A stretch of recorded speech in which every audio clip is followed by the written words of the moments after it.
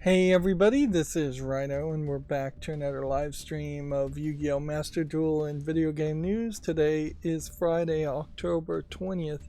Starting a little late, had a little bit of a side meeting that took up some time earlier today. Also, I am still working on my programming of my on-air light that would connect through OBS WebSocket. It actually is working. Like, I set aside the authentication code and just chose to focus more on getting the rest of the code typed. Like, the code in my head already existed, and the code in my head in particular tends to be 60 to 90% all the way there. Just it's going to be the exact same words I think I'm going to type in, I type in, and it will work, which is a bit of a humble brag, I imagine, but yeah. So just spending the extra energy to type it was kind of an efficient use of my time. Meanwhile, I'm trying to see if I can get some help on the Discord, and the only person that has responded to my request for help has come off being extremely unhelpful. I don't know if they're just not paying attention, just not fully understanding the situation and the question, or if they're just straight up a troll. But in 5 back and forth comments, this person, which is the only person that's responded, has really just managed to derail and not get within a mile of the actual problem. Doing the very standard thing that, honestly, I'm realizing now, anytime, in the rare occasion I have to ask for a programming assistance or something, I'm going to have to just put a disclaimer at the very beginning. I already read the manual. I read the manual 100 times. I read the manual 1,000 times over. Either I'm not understanding it, or the manual doesn't have the answer to the question I'm asking. So people, like, pretty much, well, if you're just doing basic tech support things and you thought you were smarter at programming or computers, the response to read the manual might be the right response. But honestly, nobody wants to hear it. And most of the time, particularly if you're in the development sub chat group on Discord, you might as well just assume people have read the manual. Inherently, had they even looked at my first post, they would have seen I already had compiled and created data based off of what the manual had said. So obviously, I would have had to have read the manual. And it just went on like that. It's just like, well, why don't you... I'm writing code in Arduino C, which is a limited selection of C itself. It's not even just basic C, let alone C++ or C#. So this person has really irritated me, frankly, in that they're saying, why don't you look at this example in Python? And it's like, all right, yes, I have looked at the example in Python. It doesn't say anything because it's just using Python libraries to accomplish what I'm having to accomplish manually in C. Abstracting away is the phrase. It abstracts the encoding issue, which that's almost certainly the issue, is that I need to figure out the right way and what the expected output, which the manual does not provide you with an example of how you're going to salt and hash this password and then base encode it in 64 bits. And so, yeah, it's annoying. It's super, super annoying. It's ridiculous that I, a person who knows they're not particularly good with dealing with other people, still consider myself probably one of the better high-end tech nerd people, because we all just have a lack of understanding of how to deal with people for the most part.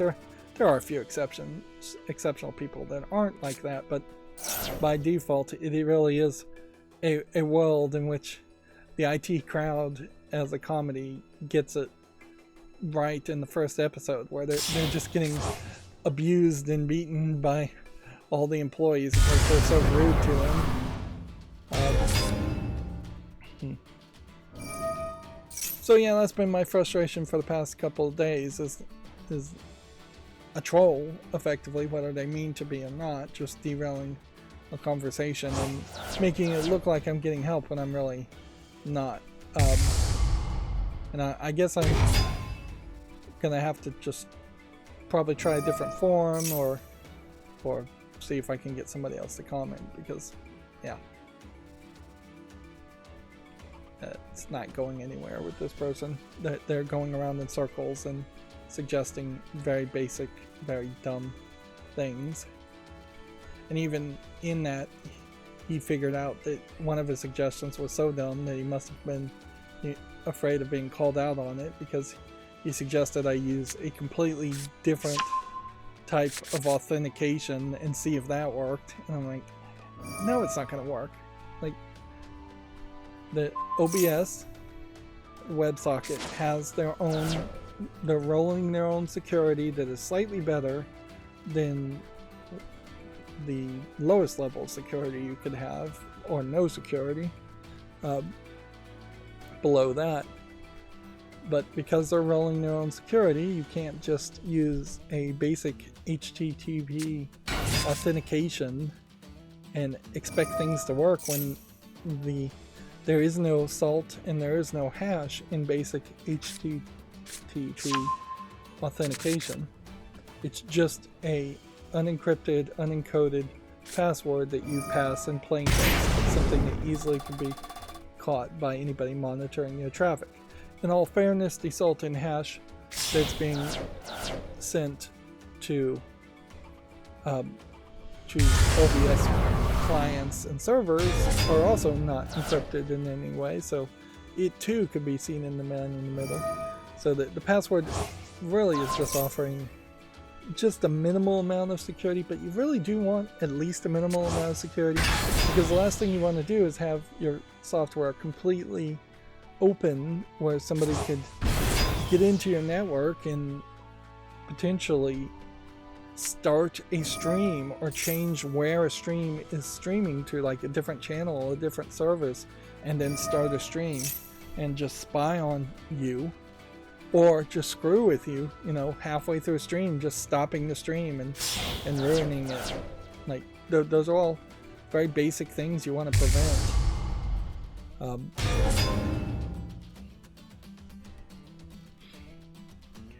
As far as the non-authentication code, yeah, pretty easy to type up and get going. I am struggling with an initial different way of sending requests. There's send individual requests, which I have gotten working, where you could request the streaming status and the recording status individually, but I would like to prefer to reduce the number of signals and messages going. So I'd like to send it as one batch request and then receive it as a batch message. So it's one message up, one message down, versus 2 messages up and 2 messages down, for a total of 4. And I even implemented like underclocking and a light sleep. You can't go into deep sleep with the ESP32 because that'll break your Wi-Fi connection. You can go in deep sleep if you're not using the Wi-Fi, obviously, or the Bluetooth. But you can only go into light sleep in the case of the Wi-Fi connection. So, and that was just a little bit of research and the right codes, though. It's actually very easy to write it so that it'll wake up when the Wi-Fi receives some signal, and then it will process, and then once it processes, it will just go back to sleep, which inherently means a significant amount of savings and not just having to program things based on a timer interrupt, which is usually how you would sleep to try and save some time, is that you would just tell it to sleep for 10 seconds, then run the loop and see if there's a new message, and then sleep for another 10 seconds. 10 seconds is about as high as I would want the program to not work. But it's way better option, certainly, to wait until there's actually a message. The only slight concern here is I'm just not sure how long these connections can go before your standard router or network would drop the connection. Maybe it never drops WebSocket connections. Because I could see somebody, or me in particular, streaming for 4 hours and then at the end of the 4 hours it not still being connected, and I inherently, I guess, would have to reconnect at that point if that was the issue. I guess the thought there to figure out is, if there is a disconnect, will the Wi-Fi on the ESP32 recognize that? Because if it recognizes a disconnect and wakes up, then it would try to connect again. If it just doesn't recognize a disconnect, then, and I don't mean disconnecting from the Wi-Fi per se, I mean a closing of the open port on the firewall or the internal routing table of your Wi-Fi router. Closing of a connection, I guess, is what it would be called. As another little problem with it is that it does have this slight situation where there is a slight bug in which, if things go wrong, you'll have a connection open and then there'll just be another connection open. So it'll look like two connections open. It's almost a bug not worth fixing, though, because you could certainly open a connection and then disconnect it and close a connection twice, but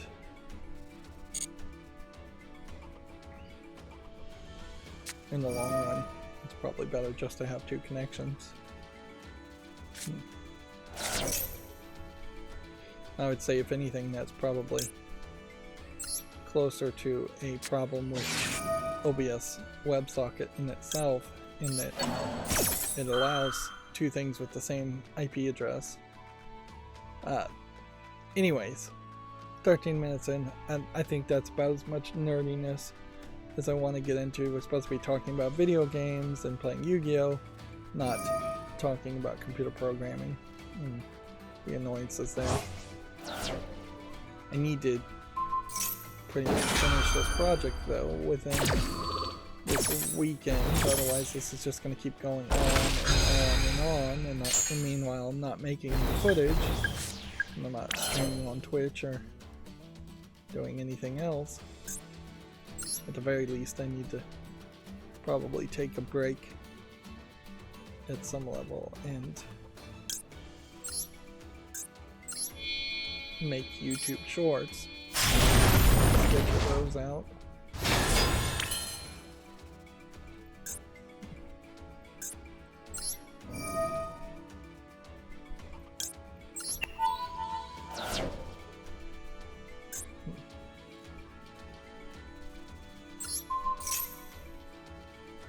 Destroy that card just to make sure we can.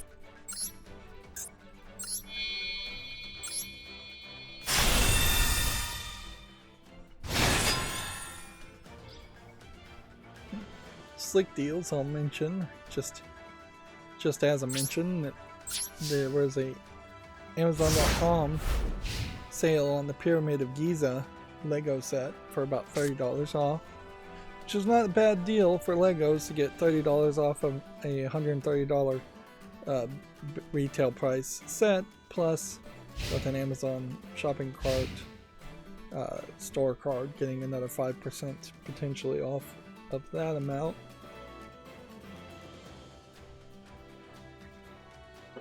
And that's a relatively new set. Also, Lego sent out their Christmas wish list thing. It feels like, in general, Lego, again, this is not video game related per se, is shifting Friends away from being focused on advertising itself as Lego Friends, and is now trying to focus more on advertising itself as each individual character with a name. So each girl, each boy is going to have a name, and they're going to have their own little playsets named by them. It still weirdly doesn't mesh well with the Lego Dreams series, which I just think the Lego Dreams series is weird, and I don't think as a way of selling Lego toys is particularly good.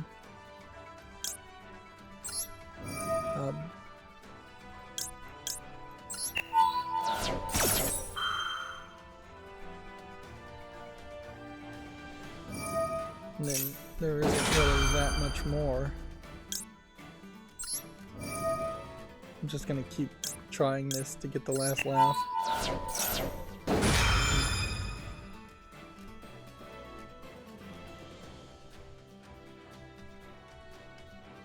Either this is gonna work or it isn't.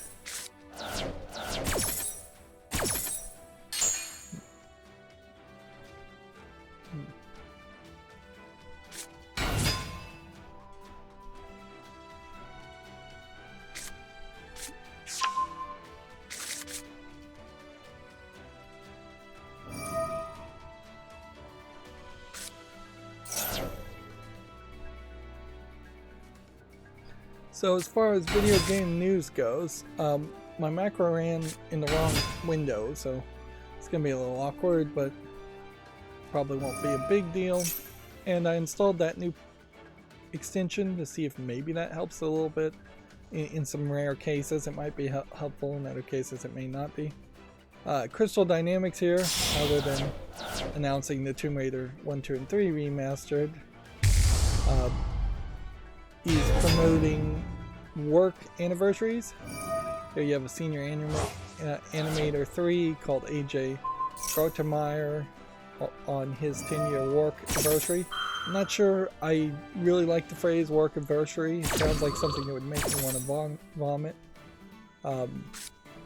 They even have a fun fact about him being obsessed with Nintendo 64 and GameCube, which, as a senior animator, that really doesn't even matter that much. Now the weird part about this though is I assume this is AJ, so why not either crop him out so you can show just the one person, or get a picture with him not standing next to what I assume is his girlfriend. It's almost like she's there for scale to show that he's really, really tall. Which he definitely looks like he might be fairly tall. But yeah, you could definitely have just drawn a box around his face, or just had a more professional picture. This isn't super unprofessional, but having like a sweater over a t-shirt isn't as professional of a photo as you could get. Like, I really have to bang on that drum. It really should be like, when you start a job, you should, or when you come in for a job interview, you should get photos at that point. And if you're in like a suit or something for a job interview, which I know a lot of people don't do that anymore, and probably better, and I don't know if suits really should be considered professional, but should be in something that's like a button-up shirt at least. like when you come in for an interview, you should be fairly overdressed, more dressed than the overdressed than the interviewer is. Anyways, dressed to impress, effectively. And at that point, that's when these professional photos should start. Then once a year, on a work anniversary, probably not. Probably once a year for the entire every office. Your boss should just bring in somebody like a professional photographer to take everyone's photo. And there should just be a picture day, like there's a picture day in school. And yeah, like it should be a thing where those professional photos get, copies of those get given to employees for free also. We also have another animator celebrating 10 years on the team here, which, yeah, definitely just highlights that 10 years ago they must have been hiring. Now they're hiring for a design senior systems designer.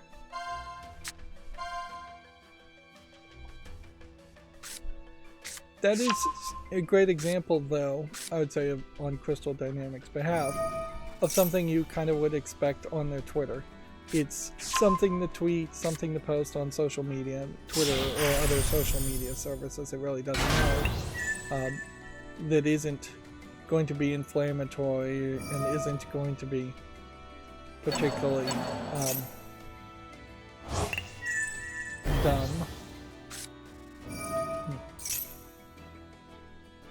There's been a few companies that have focused on like supporting either Palestine or Israel. Rocksteady focusing on Black History Month. And yeah, there's perhaps some tension among some groups as far as which organization or which armchair activism you want to do, or who you want to support and who you don't want to support. It looks like they got Caribbean food served to them, although notably it does certainly paint a problem in that you have a bunch of dark-skinned, possibly of Caribbean descent, people serving Caribbean food to what are basically just white guys and some white girls. Yeah. You can celebrate Black History Month, I suppose, but when there's one black girl on your entire team, you're not really doing too much. Maybe this is a black guy here. Which, yeah, just run the numbers. People of African descent, dark-skinned people in general, which we're making assumptions based on the pictures here, should be about 20% of the employment base. So you have 2 out of 1, 2, 3, 4, 5, 6, 7, 8, 9, 10, 11, 12, 13, 14, 15, 16. 2 out of 20, so you're about 10%. Let's just do some rough math and say 10%. So severely underhandling the idea of what statistics should be if all other things are equal, which of course not all other things are equal.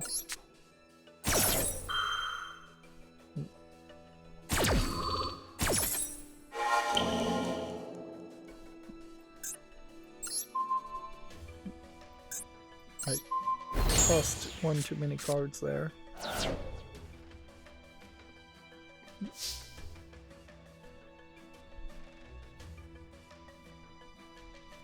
Yeah, there's really nothing more to this post, however, and so then you run into the problem with a post like this of saying, so your way of helping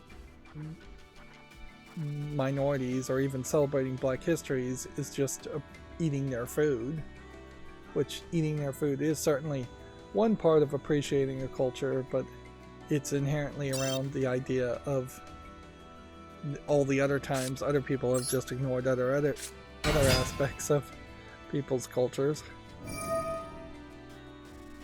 Meanwhile, Rocksteady,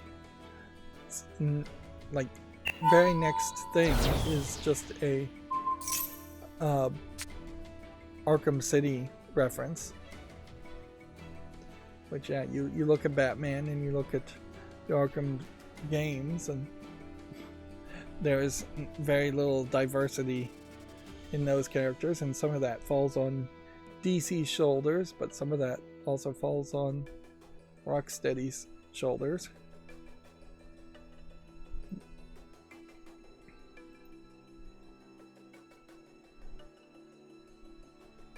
Guess I can't do anything more. Guess I've probably lost here.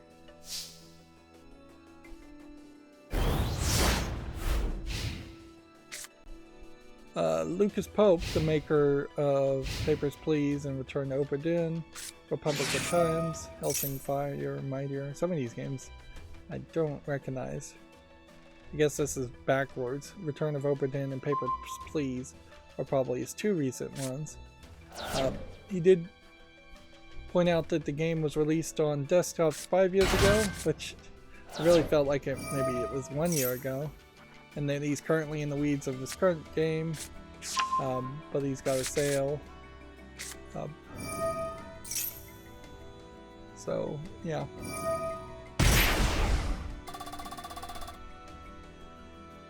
Yeah, he's just retweeting other people who did things with Obra Dinn.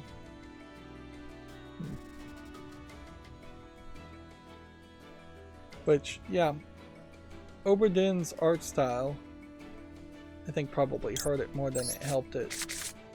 And so I would be very interested in seeing a very similar game to Return to Obra Dinn, with the same gameplay concept and the same kind of puzzle, just done in a more standard, realistic asset sort of kind of game. Although I'm not sure that really would be accepted particularly well.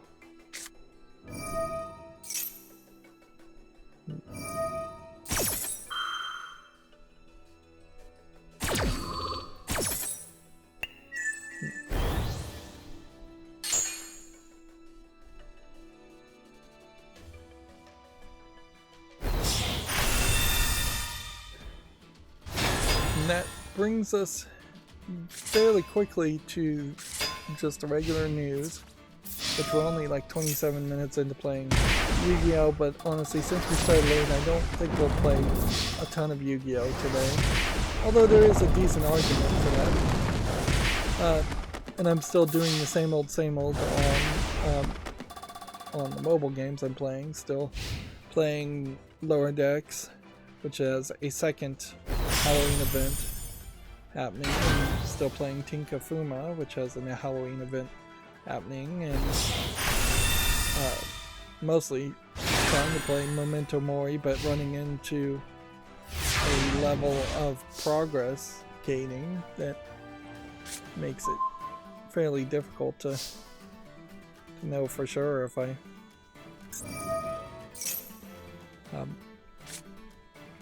I can make progress day to day in Memento Mori, but I'm trying, certainly. And that's a real shame, as Memento Mori by far is the most interesting of the games, but it is also the one that I can play the least of. I really do wish there was a way, even though it is an idle RPG game, I wish there was a way to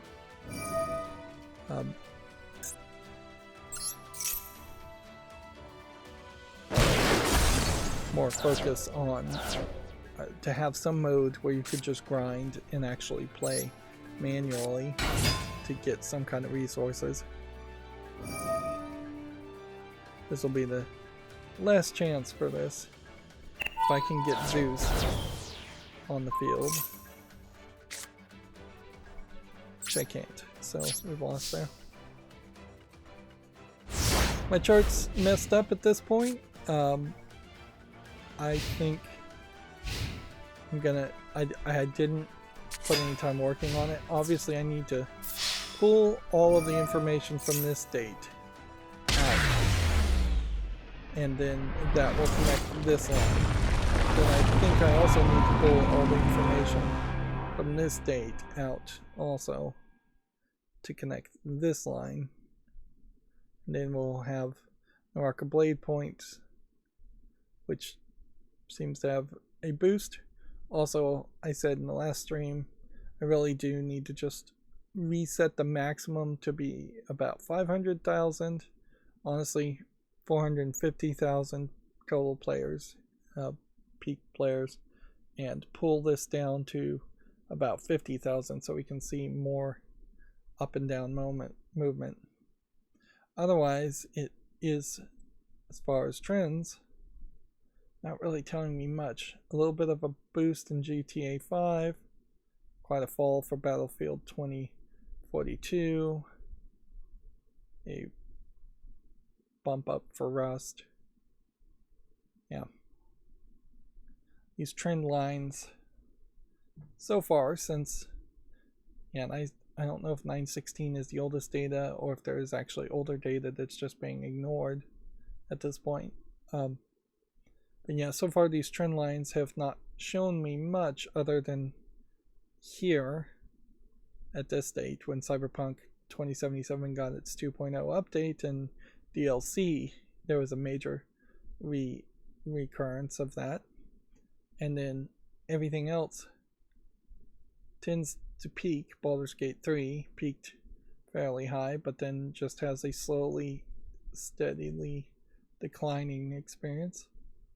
I would say GTA 5 is fairly good at being consistent. But what we inherently are going to start to see, I think, is more of a case of new games coming out, like Spider-Man 2, if it comes out on PC, or when it comes out on PC. I imagine that's going to be a big thing, and that'll take a top spot. So I guess as far as this goes, there's arguments to just keep on playing.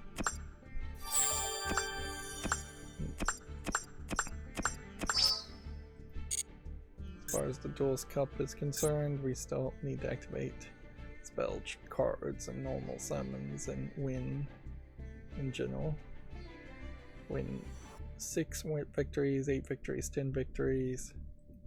Duel 40 more times. 40 is actually a fairly high requirement considering that I've had a fairly good winning streak to get up to level 10 out of 20 already.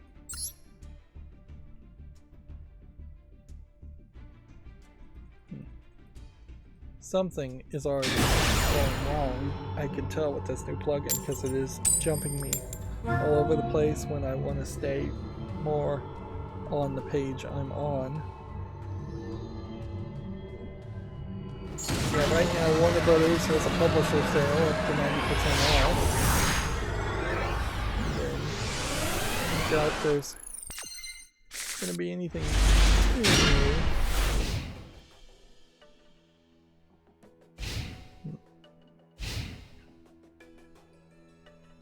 This Scarlet Hollow, I'm going to check out that. Star Wars Saga, Skywalker Saga Galactic Edition may not actually be the best edition.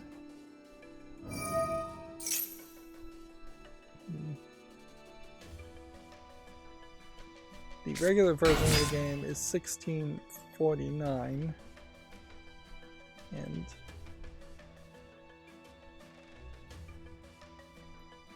the Galactic Edition is $109. Let's check out Scarlet Hollow first.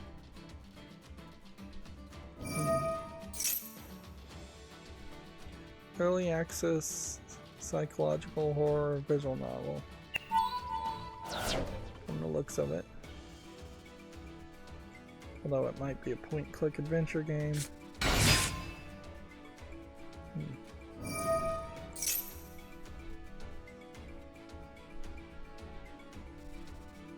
selling it episodically.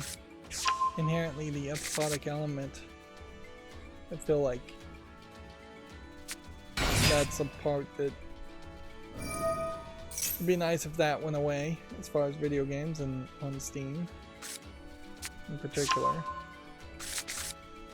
Okay. So let's check out the Galactic Edition. The Galactic Edition includes the main game and then a whole bunch of separate DLC. But if we click on the main game, Skywalker Saga Galactic Edition is, I guess, the most expensive version of that.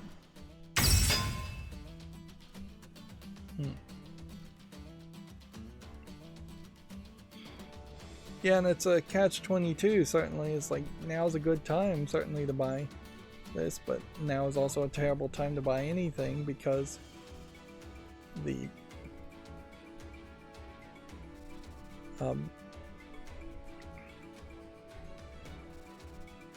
already got the auto blur enabled.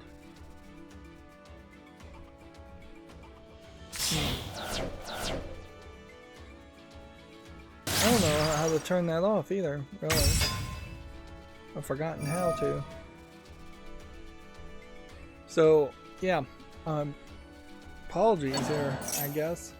I moved through the news so fast that it started the auto blur, so now the game I'm playing on Yu-Gi-Oh! Won't even be visible. Which is fine because I'm not going to really do too much here. So let's just focus on the news. Obviously my plugin needs work though.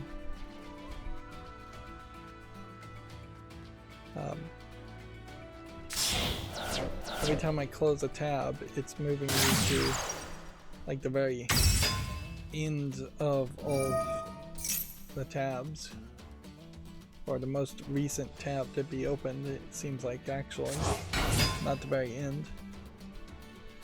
A 10-hour Diablo 4 trial is available for all Xbox players this weekend, according to Video Games Chronicles. That's the stories we're going to go through. If they can do that. Video Games Chronicles has their podcast, and they're going to be talking about this King Kong game.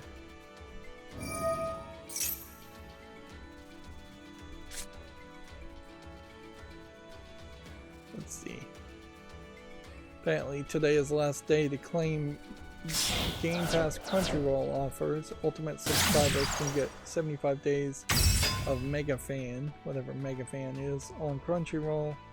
I assume it's probably more videos or less ads.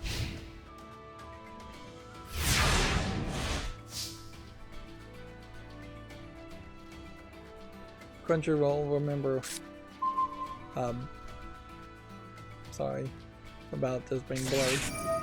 Crunchyroll merged, I think, with, what was it? Funimation, and The Right Stuff acquired.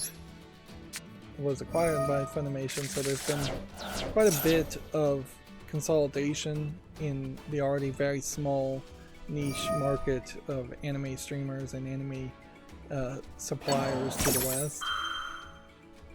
Meanwhile, I'm not sure that there's particularly a lot of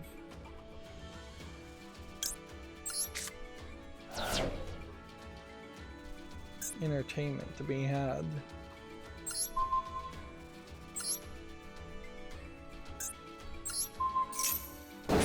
With Crunchyroll in particular. I would try to describe what I'm doing on Yu-Gi-Oh! Here, but there's just no point.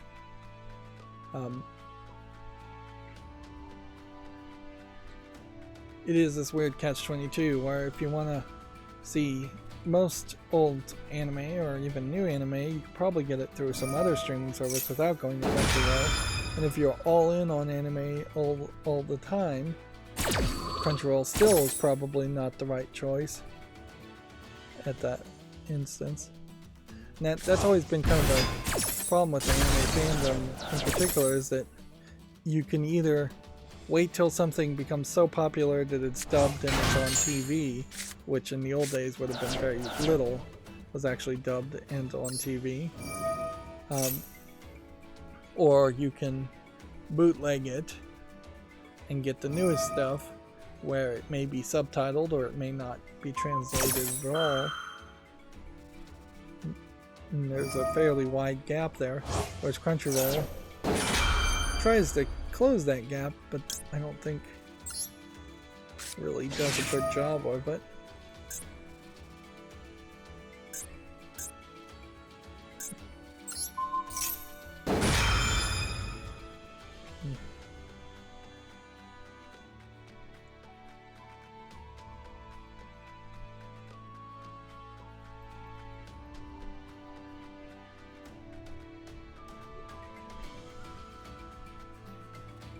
We have another Video Games Chronicle article here saying that Virgin Media O2 is offering customers access to the Tekken 8 beta, which this is a UK-based media and telecom firm, which is fairly odd to have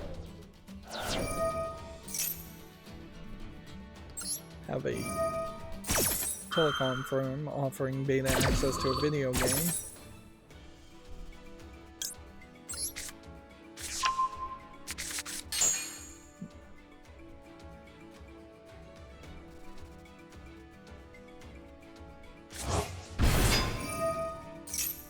This guy's driving me crazy with just having a reaction to everything I'm doing.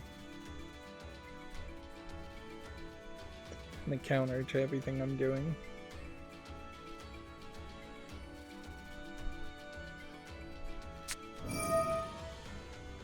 See, weirdly, it feels like it's jumping me forward just a certain number of tabs, not to a specific tab that would be the newest tab, which I would expect that it would have jumped me to a specific tab.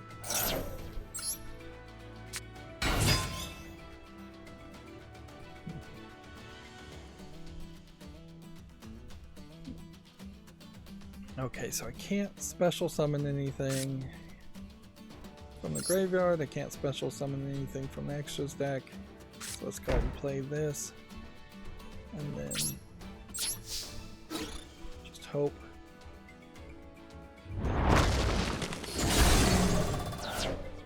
This will let me special summon something.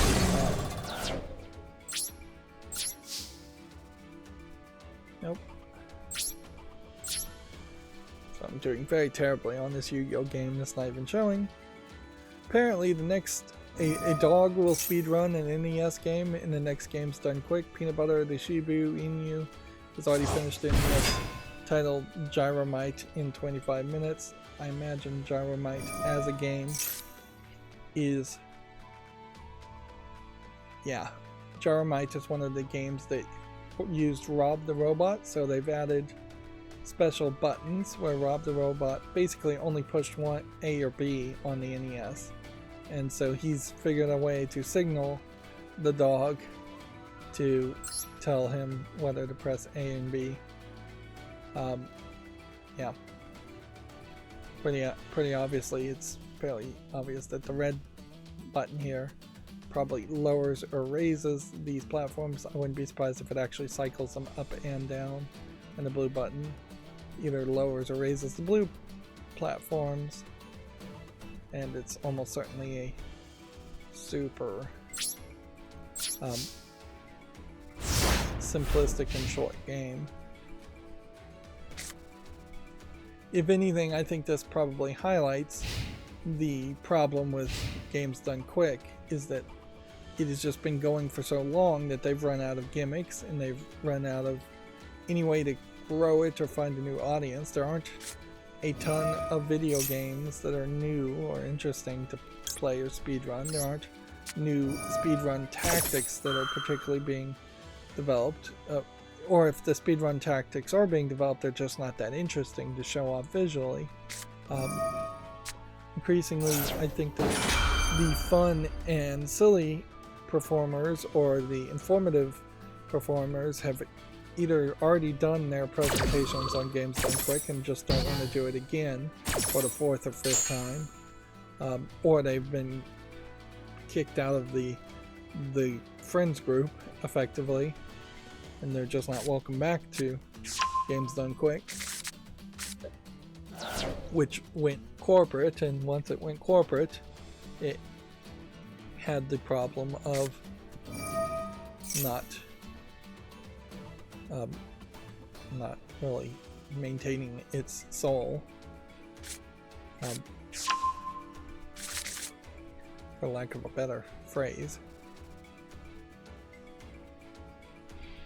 The funniest thing that could happen here is for Peanut Butter, with all the lights and people around, to be incredibly unable to perform or bite or attack the audience. That would be the more interesting story from Games Done Quick, as Peanut Butter as Shibu Inu ran around the crowd biting everybody at Games Done Quick.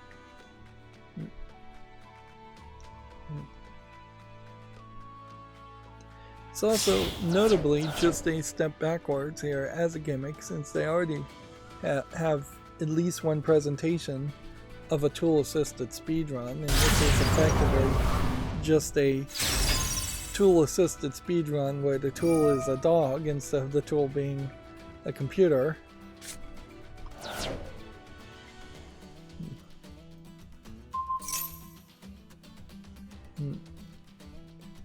Xbox, I guess, wanted to celebrate, and this is once again more evidence that there's definitely a pushback to the green as far as the logo of the Xbox Series, and that they took over this Las Vegas Sphere, which a lot of people have been talking about as a new attraction, a giant circular screen that seems to have screens both on the inside and the outside.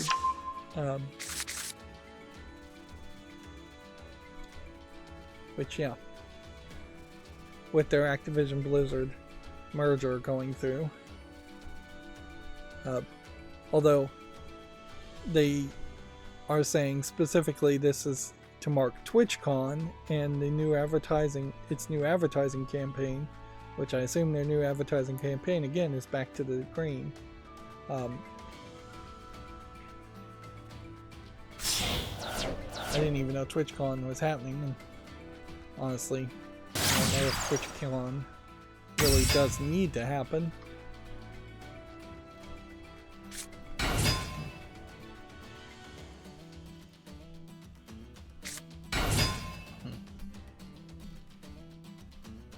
Spider-Man 2 launch day update has a detail that has been updated, and a story recap trailer is available at Video Games Chronicle. Also, seems to me like in Spider-Man 2 there is a previously on just built into the game, and possibly specific chapters that you are playing.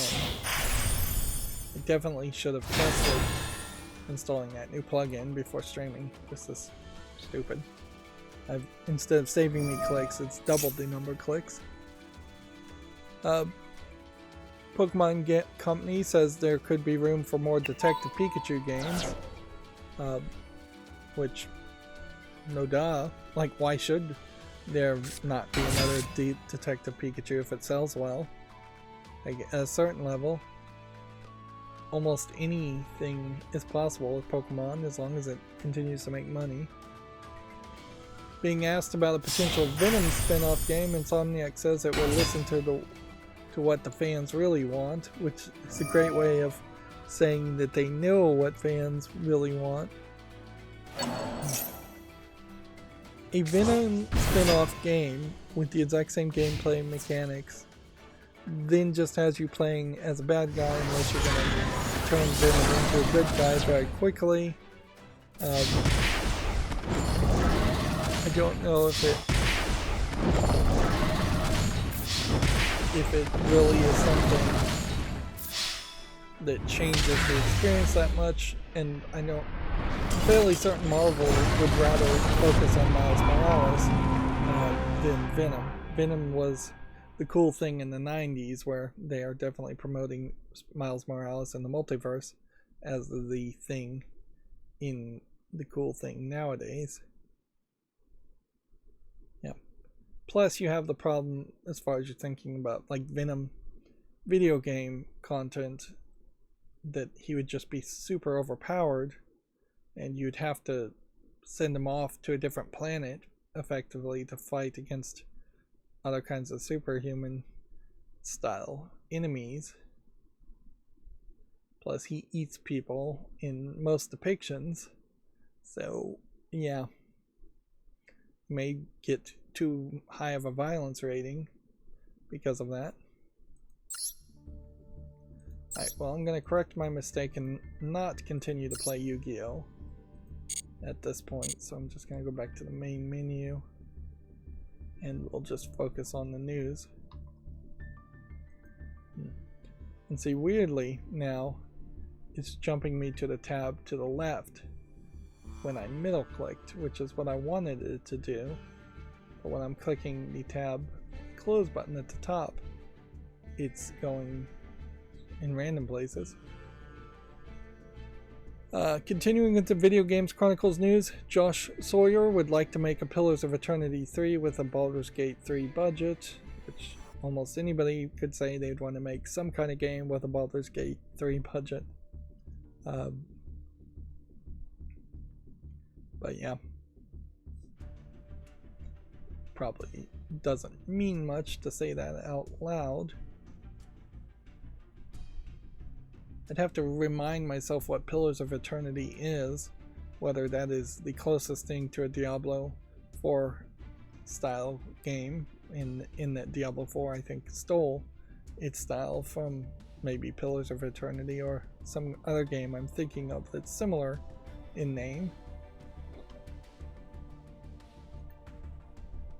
So it took them a couple days, I guess, to get the money through or just figure out who they wanted to donate to. But Sony, we'll see if this is Sony Interactive Entertainment or whether this is Sony in general, has donated $2 million towards humanitarian aid in Israel and Gaza. Digital Devolver also made a donation to Palestinian relief effort. So kind of dangerous to donate or side with anybody, although certainly there are a lot of SJWs out there who will complain if you don't pick a side and donate, but it's still way better to stay silent on this issue. But yeah, obviously Sony and Digital Devolver felt the need. Yeah, the parent company of Sony, so the Sony of Japan effectively donated $2 million towards humanitarian aid in Israel and Gaza. And if there was one country that probably spends the least amount of time thinking about Israel and Palestinian relationships, it probably is Japan to some extent. Or the overall way you'll be perceived in the world for picking a side there. EA is investigating an EA Sports Football Club 24 game-breaking calf dribble glitch, where apparently you can exploit the game and get the ball stuck to your calf, and then you can just run to the goal.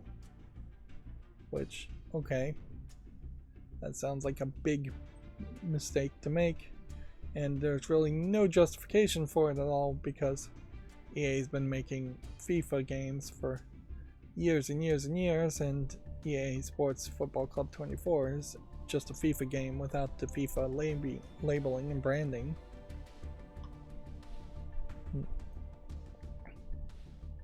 Nintendo, I think, has said this multiple times over the course of even the last year, but Nintendo has said it has a great relationship with Microsoft after it emerged that Xbox wanted to buy the company. We consider them to be partners in many, many ways, says the Nintendo of America president, Doug Bowser. Doug Bowser obviously was interviewed. There's a few quotes that have been mined from that interview that we'll cover, but it's important to point out that Doug Bowser runs Nintendo of America, and Nintendo of America is really just a localization company, a shell company for Nintendo of Japan. He doesn't make any real decisions. He doesn't really make video games. Nintendo of America doesn't. Almost all the Nintendo video games are made by Nintendo of Japan or second-party companies, most of which are Japanese. Nintendo of America is just there to pay taxes. And inherently, the United States is one of the few places, well, no, actually, what I'm about to say would be wrong. The correct way to say it, but it doesn't mean anything, would be to say the United States is one of the few places where if you make income in a different country and you're a United States citizen, you still have to pay taxes on the income you make in a different country. That has nothing to do with the fact that Nintendo of America exists. Every country that you make money in the country, you're going to have to pay taxes whether you're a citizen of that country or not. And that's really all Nintendo of America is. It's the funnel in which all sales and profits go into Nintendo of America, and then they pay some amount of money for different reasons to Nintendo of Japan after paying taxes there. But yeah, this story as far as them potentially wanting to buy Nintendo at one point is an old story that's just getting repeated frankly too often, and it has just no relevance at all. Even this screenshot here is pretty old, I would say. But yeah, Doug Bowser's as a puppet, really, for lack of a better term, just going to do the right thing and say the political thing always. And if there's one thing you can say that's good about Doug Bowser, and Reggie Fils-Aimé was good about this too, is that they were both very smart about how they said the political thing. They didn't shoot their mouths off.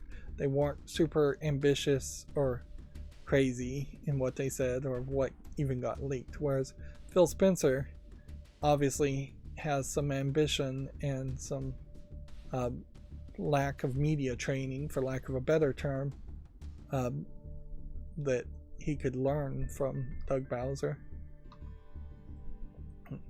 But it really is just a non-issue, whereas this is much more actionable information. Nintendo accounts are going to help ease the transition to whatever the Switch's successor is. They've reiterated this, but they won't comment on reports that a Switch 2 is coming in 2024, which, yeah, we will have to see. In particular, Nintendo accounts may be hinting at just how different the next Nintendo console may be. And always, it would probably be nicer if it was fairly different. I don't want it to be like a VR headset or anything, but just a standard connect to your TV console as an idea still makes a lot of sense. I saw a slick deals for a plug that would be a secondary dock, and so it looks just like a wall wart where you can plug in your USB-C to charge your Switch, and then get the HDMI out and connect it to a TV. Which, yeah, if you have a second TV you would want to hook up to instead of having a full-size dock, there might be something to that idea. Although, honestly, the dock does the exact same thing and has Nintendo quality behind it, which you can kind of trust Nintendo's quality. Or at least you used to be able to. With the Joy-Con drifts lately, maybe you can't. And yeah, I'm still waiting to see if those rumors become true about a Steam Deck TV happening. otherwise, I am leaning towards the idea of buying a Steam Deck. Linus Tech Tips, which I guess nobody's really mad at them lately. All that hubbub died down. They did a whole video in which they bought a refurbished Steam Deck and added a whole bunch of modifications and changes to it, and for the most part only a couple of the modifications looked like they were actually worth doing. They upgraded the screen to a higher resolution, and in doing that they lost at least 20% of all the frames on it, and battery power became worse, so that wasn't worth it. They swapped out the buttons, and I don't think that was really worth it. They did show an interesting USB-C dock that had a slot for a secondary NVMe storage drive, which I guess at a certain level that kind of makes sense, but even at that you have to install a special script to mount the drive every time you plug into the dock. But yeah, it kind of would make some sense that in docked mode you might have some TV higher resolution games, AAA games that you want to play, whereas in non-docked mode you would just want to play your smaller, more portable games, emulator games, small games, whatever those would be. I'm not sure if the unmounting though is particularly smooth in the process there, because ideally you would want to be able to at any point hot swap and plug in the USB-C and unplug the USB-C, and it shouldn't damage any of the data on that external NVMe drive built into the dock. And there's definitely still a problem that even the standard dock from Steam is not good enough, and it doesn't even have an NVMe drive. It's just too expensive for what it really is, on top of the Steam Deck already being fairly expensive. Let's see. Moving on with the news, Wargaming has launched a charity initiative to support Ukraine. So we are going all over the places, certainly all over the world, supporting different things. This could definitely be the new standard. It's not like I would particularly describe gamers as being a selfish bunch. Like they like to support things from their sofas and donate money. Humble Bundle proved that for years and years and years. So we may just increasingly see a move away from Humble Bundle being a central place to donate, and we may start to just see more gaming companies have charities or promote charities, which that is something you could imagine might just pop up on Steam at some point, is that you'll get to a Steam front page and there will be a button in which you can donate via Steam to a certain charity, or you get to a specific games page and you can click a button to donate to a specific charity.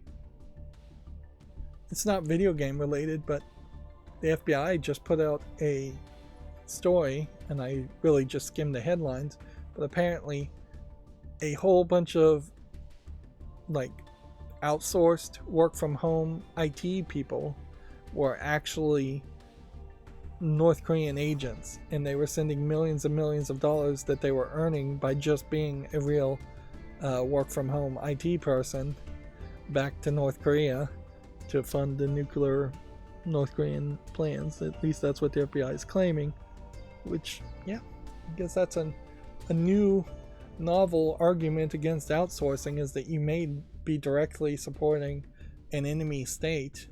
I won't say terrorism. North Korea is a state, even if it's a terroristic state. But yeah, you may be directly supporting some pretty bad people by just hiring the wrong person, who then takes their salary and funds something. Although inherently, even if you hired a non-work from home IT person nothing really would have stopped them from taking their IT paycheck and sending it to North Korea. Yeah, notably, the FBI says they've recognized this, but nobody seemed to have any securities in place to stop it from happening. And, like, some level of money laundering would have had to have happened to get US dollars from a bank to North Korea.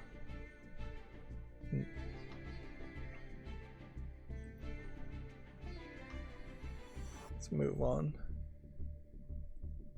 Video Games Chronicles has the new Xbox Game Pass titles for console, PC, and cloud, including the Dead Space remake. Check out this article if you want to get the full list. I'm gonna probably try and burn through those kinds of lists fairly quickly. Some of these news is also pretty old anyways. Mobile game Mortal Kombat Onslaught is now available, which I've not heard anybody say anything about it at all. And yeah, it's not really a game that I want to waste my time on. There is a Mortal Kombat mobile game to be made that could be good, but I don't think Onslaught quite gets it. October's PlayStation Plus game catalog and classic titles are now available at Video Games Chronicles.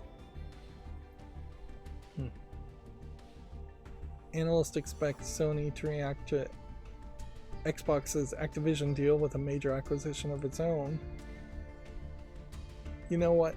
Come to think of it, this is just going to take forever anyway, so let's just stay blurred for a second. And let's see if I can find the plugin.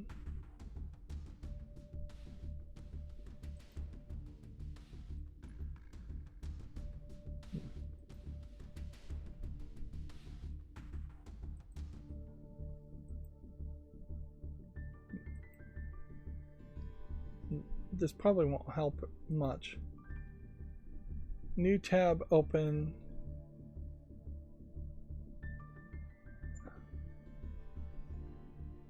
To the right side. After closing, change to the left tab. Change that setting and see if that helps. Probably won't help too much. Diablo 4's Season 2 start time delayed to technical issues, as these are old stories. Insomniac encouraging players to download Spider-Man's 2-day patch. See, the blur shouldn't be activated yet, is the real problem here. Let's see. And instead of complaining about that, let me just see if I can figure out if I can enable that. I think it was Control tilde. No. Control exclamation point.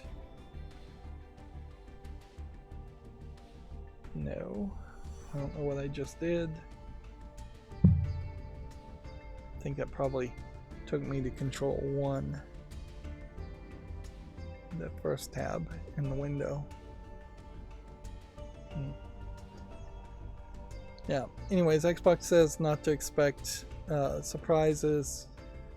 Activision Blizzard Game Pass, surprise Activision Blizzard Game Pass drops this year. Let's try this. See if that works. Okay. That works somewhat, but we noticeably the banner at the top is all messed up now. Whatever, that will at least turn off the blurring problem for a while. Let's see, Xbox will take a respectful approach to revisiting its amazing trove of Activision Blizzard franchises, says Video Games Chronicles. Here's a first look at Hogwarts Legacy running on the Nintendo Switch. The final F-Zero 99 tracks are arriving today, it says, but this is an old article, so a couple days ago. Speaking of games that I really don't get a lot of feedback on games in general, but there was this game that I just was reminded of, and it's crazy that we're not really talking anymore about it, how it just came and went, and now I can't even remember the name of the game I was going to mention.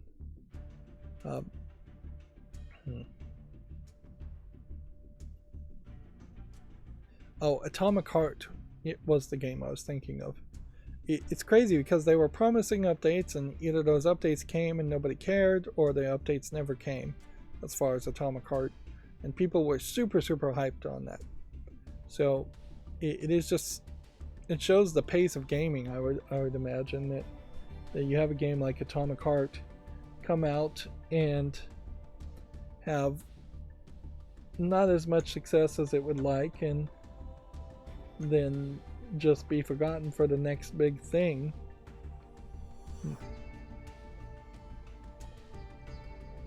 Of course, you get a lot more games like those Immortals of Avium style games that kind of come out of nowhere and also don't have a big amount of hype, so it's no surprise that people very quickly had no interest in the first place from Immortals of Avium. And again, going through these old stories, Xbox bosses pledging no more exclusive Call of Duty skins or timed content. Starfield apparently held off Mortal Kombat 1 in the top US software sales for September. And Phil Spencer doesn't want to turn all of Xbox's franchises into mobile games, which in all fairness, yes, good plan. Don't do it for every single Xbox franchise. Like Perfect Dark, they have yet to even succeed in getting a single new game of Perfect Dark. They definitely shouldn't come out with a Perfect Dark mobile first. And then Paradox and Harebrained Schemes are parting ways following Lamplighters League flop. And that's the last of our video games Chronicle articles. Moving over to the Gematsu articles. Dutch Detective 3 plus complete case files is coming to the West in Q1. I feel like we had already seen that story, and if the newest story we've already seen, that may mean there's just no new news at all. Under Night in Birth 2 Cis Celeste has trailers and screenshots if you want to check this out. It's a fighting game, highly animated 2D fighting game. The RPG Maker WITH launches 2024 in Japan. First details and screenshots. Increasingly, I feel like this is going to be a new style for fantasy RPG games out of Japan. There is a definite influence of this soft pastel style that I think is being influenced by the creator of the original Final Fantasy games in some of his newer games. Also, I would say Memento Mori, the game I'm playing on my phone, has a very soft style like this too. It is definitely not the sharper edged, bright, colorful cartoony anime color palettes we've seen. That being said, once you get past this thumbnail, you start to see what the reality of this most recent RPG Maker game is, and it's still pretty much the exact same that all the previous RPG Maker games have been. So, yeah. Nothing impressive there. And honestly, I don't know what RPG Maker could do to release a software to intrigue me. It would be very difficult. They'd have to change the way their software worked completely, and in a way that it outputted completely different types of games. Apparently a sci-fi first-person parkour adventure game called Control U has been announced for PC. Which, let's see what Steam has to say about that. There's something I think that is probably lost in the idea of a robot running around and doing parkour. It's just more interesting to see a human or humanoid doing that, because you kind of expect a robot should be able to do parkour. And so it's not really excelling beyond its limitations in the same way that a Mirror's Edge game, where you see a human excelling beyond their limitations with parkour jumps, is more interesting. Let's see. Exaldia Rise of the Space Pirates X2 is now available. This looks like they're calling it a non-scrolling single-screen battle game. So it's kind of like a missile defender game from the looks of it. Let's see, do we have a Steam link? Here.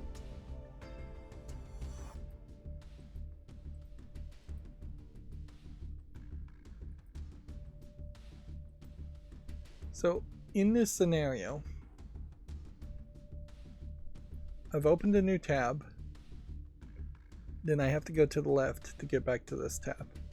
Then I close this, and then it jumps to the next Gamatsu article and jumped over the Steam tab I just opened. I don't think that's quite what I want still, though. Like, in one scenario, if I close a tab, I'd want to go back to the tab I was before and close that tab too, but in a lot of scenarios, if I want to keep the tab open, I need a different button, don't I? And honestly, I probably can program my mouse to just switch to do the next tab and the tab to the left, tab to the right. But I'd probably never learn how to do that either. Let's see, Komajoi Remelia 2, Stranger's Requiem, adds a new character in the boss rush mode. Looks like it's a platforming Castlevania clone. I guess the question to ask here though, is it on Steam? Yes.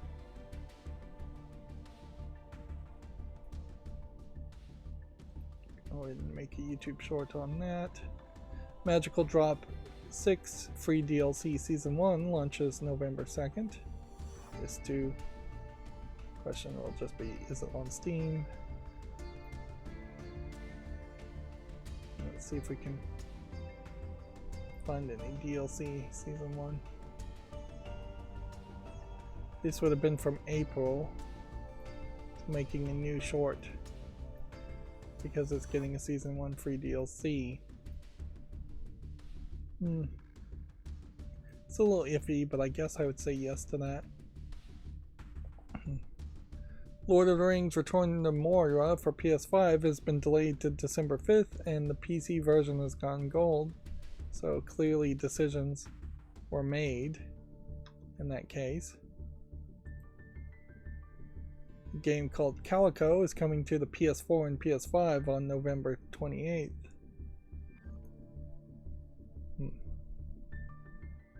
Which that's already on my wish list as far as Steam, and it came out in 2000. Very positive.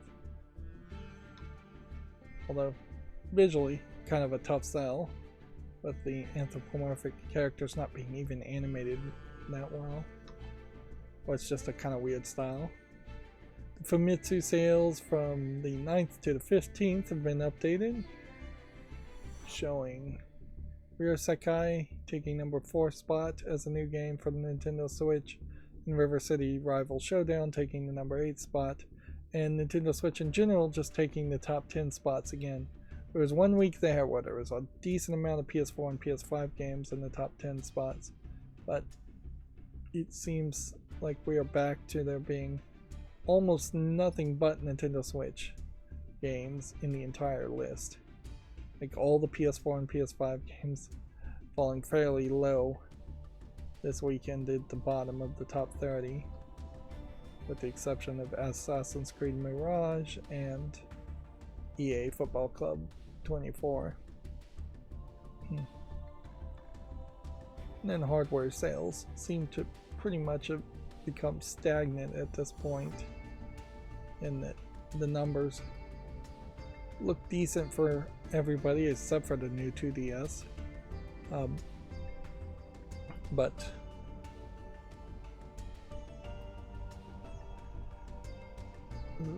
yeah, nothing really changing here.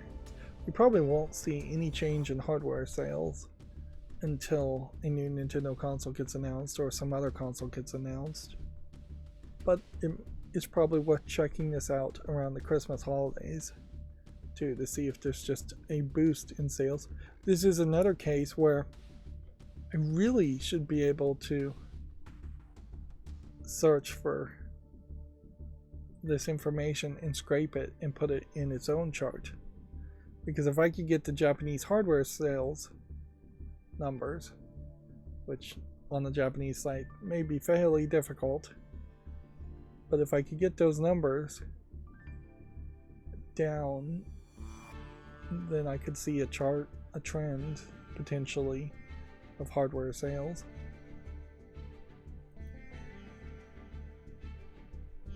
So yeah, that's something that I guess think of later. Moving on, Air Twister for console and PCs details extra modes, which I assume this is some kind of almost VR game where you're flying around Panzer Dragoon style. Let's see what the reception is on this. Basically nothing. It's not out yet. That's why. The Walking Dead Destinies launches November 17th. Which, yeah, I imagine there's not a lot of hype around this game. This was the one where, if I recall correctly, you could slightly change the outcome as far as who lives or who dies, but I don't think anybody was really expecting too much from the developer Game Mill Entertainment. I think Game Mill Entertainment as a publisher might be one of the worst out there. So yeah, I don't think there's a lot of expectations, and for the most part I imagine most people forgot The Walking Dead Destinies was even announced.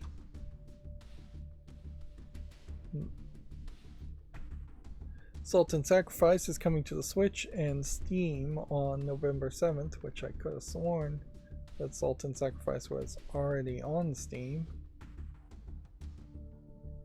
But apparently not. Is this possibly a sequel? Yes, it is. It is a sequel to Salt and Sanctuary.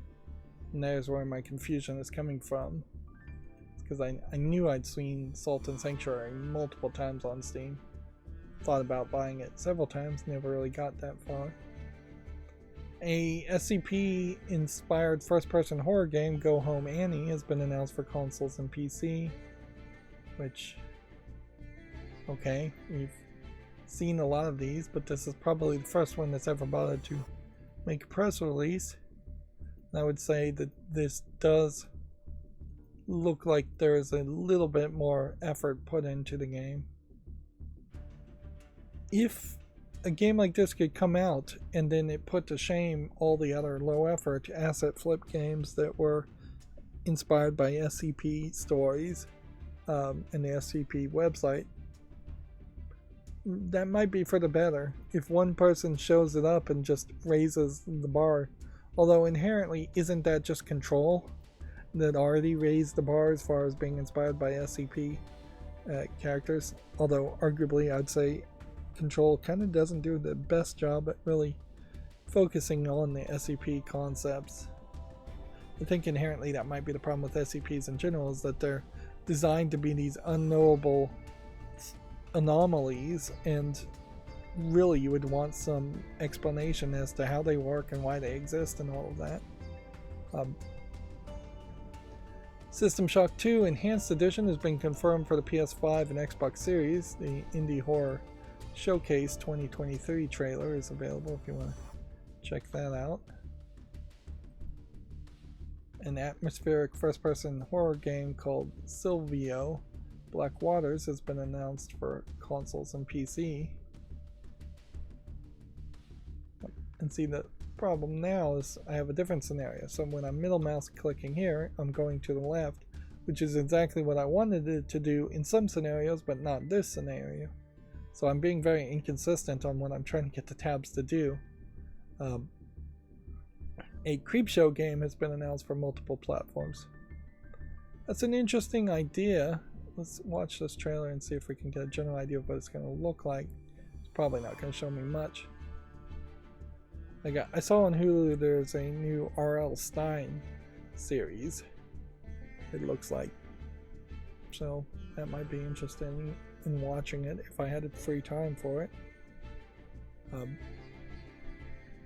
thing about Creepshow though is it very much has kind of a comic booky visual to it if you're talking about the Creepshow comics, and then it has a very 80s silliness if you're talking about the Creepshow movie.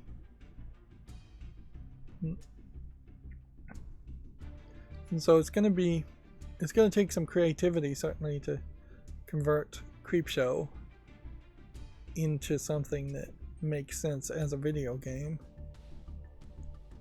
But I'm interested in seeing him try it. A survival horror game called Hello Cruel World has been announced for VR platforms, which inherently you are going to have to question how much you really want to play a survival horror game in VR.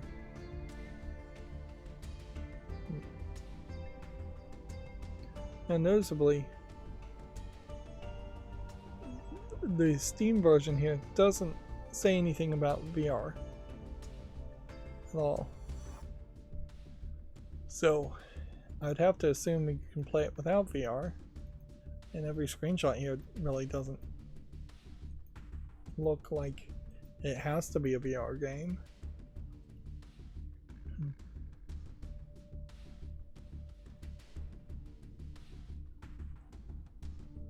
Let's see.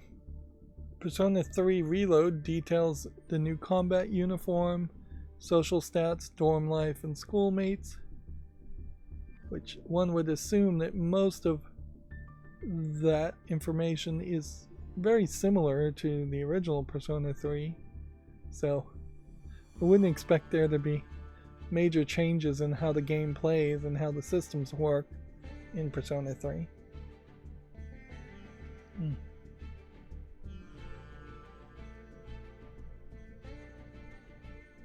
Yeah, they're showing off a lot of things. While the visuals look better than previous versions of Persona 3, they're not really pushing the graphics to a AAA level. They're really just pushing the graphics to be modern looking versus some of the older Persona games looking incredibly pixely and low res.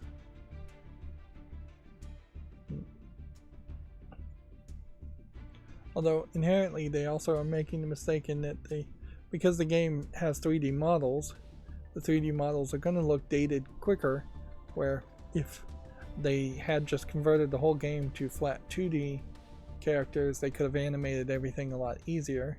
It just wouldn't have been as impactful.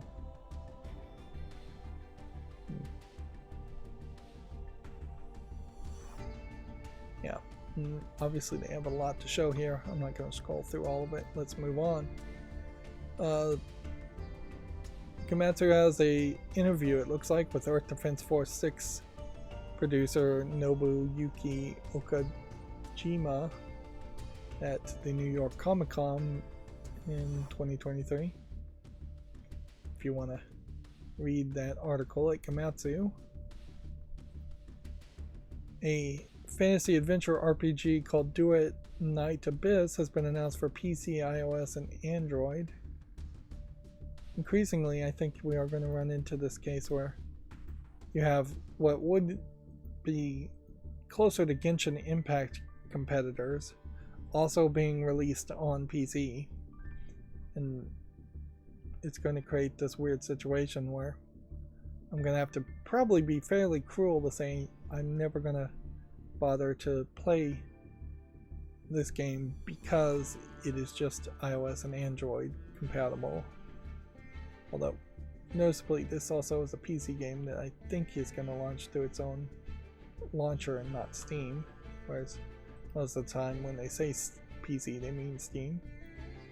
Grand Blue Fantasy Versus Rising details major adjustments to mechanics in response to the first open beta test. I've just read through that sentence without really understanding it. So the entire game name is Grand Blue Fantasy Versus Rising. Then the game has detailed major adjustments to the mechanics in response to the first open beta test. Okay. Which, that sounds good in general. I assume this is a fighting action RPG game. Well, it's good to get the feeling like they're listening to their audience, as the one excuse for having an open public beta is to actually get feedback. Apparently RoboCop Rogue City for the Switch has been cancelled. The PS5, Xbox Series, and PC versions are due out November 2nd. This RoboCop model looks off. The chest plate and all of that looks way too big, and it just doesn't feel like the hips are in any way really connecting on any of the armor. It's extremely questionable how much a RoboCop game could be good. At some level it might be fine if you just very quickly forget that you're playing as a RoboCop and you are just playing a standard first-person shooter game as an invincible hero protagonist. That's fine. But if we start to see tons of references like this walker robot, that might be reality breaking, and inherently that is the problem, is that the original RoboCop movie, I think there was only one, maybe there was two or three, it tended to be two or three, they all are very campy, very reality breaking, whereas almost every video game wants to be as realistic as possible. It really does highlight a problem in the game industry, in that there isn't really room for camp or silliness in most video games. There's a few certainly that are campy and silliness and just trying to be a little silly, trying to be a parody, but not that many. There is no airplane equivalent to in video games where you're just parodying something else. At best you get something that's too crass and something that's fairly old, like Duke Nukem games, Duke Nukem Forever, perhaps killing that entire genre of parodying and making fun of other kinds of games. Maybe game developers take themselves too seriously, and that's part of the problem. But yeah, I'd say some of the elements of Left 4 Dead, I mean not Left 4 Dead, but Dead Island, or even Left 4 Dead, some of the reactions and storylines there are kind of silly and parody-like, but Dead Island gets a little serious by the time you're at the end. Let's see. Moving on, Ghost Runner 2 Season Pass has been announced. It includes new game modes and 4 cosmetic packs. Should I be promoting games just because Season 2 happens? I guess inherently what should happen here is if there's a DLC to a Season 2, I should promote it. But if it is just an update to a game, then I probably shouldn't consider that trending per se. In this case, Ghost Runner 2 is announcing a Season 2 when the game isn't even out on Steam. No, it's Ghost Runner 2 Season Pass 1. Yeah, it's too early to promote something because of a Season Pass when the game itself hasn't even come out and been reviewed. And then our last Gematsu article says Persona 4 Golden limited run physical edition pre-orders open October 27th. If you want to order that, I imagine there will be some collectors that will want to order that. That's going to bring us to the GameDeveloper.com articles. Noticeably, though, when all my banners get out of order, they just get out of order permanently. And so this highlights how my banners have worked, even if they're slightly ugly, fairly well ever since I implemented them a month or two ago. Let's see, we have tabs jumping around. Devolver Digital donating to Palestine relief and encouraging others to do the same. This actually was an article that came out fairly quickly. They were the first really to do this. October 19th. They have yet to convince anybody to really follow suit per se other than Sony. Sony of Japan. Although who they chose to actually donate to may be a different organization than other people would have wanted to donate to.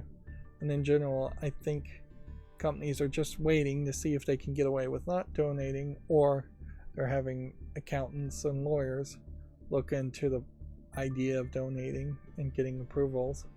That's why there's been a bit of a delay. I suppose at a certain level I should applaud video game companies for not having knee-jerk reactions. In a previous time, it very much could have been a case where you would have just seen a lot of hashtag I stand with Palestine, or hashtag I stand with Gaza, or hashtag I stand with Israel posts coming from game developer people. And I wouldn't even be surprised if there were knee-jerk reactions of potentially donating and then announcing you're donating. There is that old adage that you should always do your good deeds in secret, and Twitter really highlights how people and video game companies and companies in general just don't live by that moral code. They definitely want to get the positive feedback for donating, which really highlights that corporations are not people, and they don't have morals, and they would not donate one bit if it did not make some kind of financial sense to them, or at least that they could justify that to make financial sense, that it's a form of advertising that will get them better press and a better feeling in the minds of their consumers. Let's see. Moving on, apparently Discord is going to let developers monetize their apps. App developers in the US, UK, and Europe can now make some money from their product on Discord, provided they meet the chat app's 3 requirements. Let's see what the 3 requirements.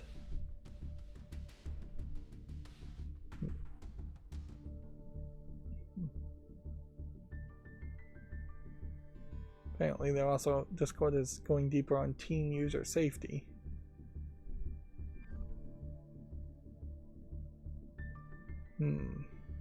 Well, I don't know what the 3 requirements. For developers, premium app subscriptions enables effortless setup, end-to-end transaction, smart SKU management, multiple payment options, and frictionless user experiences. We plan to continue to expand available to help developers generate revenue directly on Discord. To get an app to premium status, developers have to pass Discord's automated checks, add a premium SKU, that's a sales unit, I don't know what the K stands for users to subscribe to, and make $100 to secure eligibility. After a review, then you'll get that money, that $100. So, on the face of it, unless I'm misunderstanding this completely, this is an effort for Discord to try and replace Patreon, which in all fairness, that's an effort that could certainly work. Discord is offering a lot more as a software than what Patreon offers, but it really is just going to come down to whether people think of Discord as a software that they would want to put their credit card into and subscribe to content creators or I mean, it would have to be almost exclusively content creators on Discord. Yep. I don't think you can sell physical products through Discord. Although maybe that is what they're trying to go into.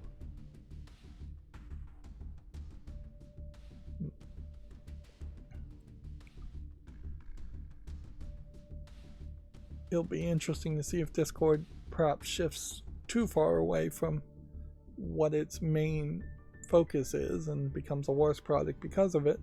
Although in all fairness, I think Discord really has plateaued in being a voice and text forum chat app, and it's failed miserably as far as being something that could compete against something like Reddit that has its own central location and domain website.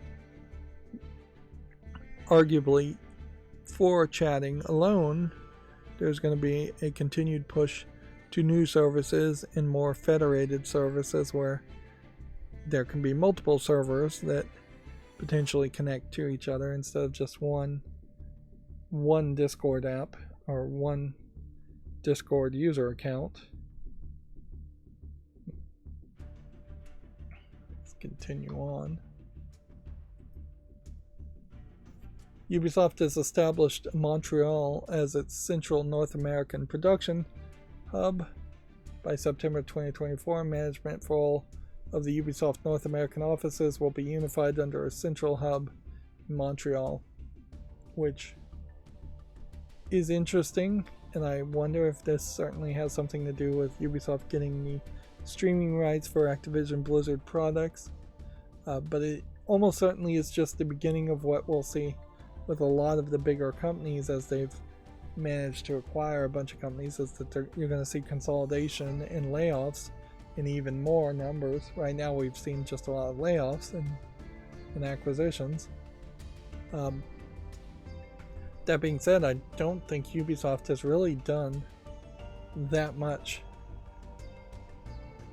acquisitions, so I'm not sure why they really need to consolidate and why they weren't consolidated before. EA Motive brings back community feedback group for the Iron Man project. Motive appears to have found a staple in its IP-specific projects by calling on the community to give insight and feedback on their respective productions.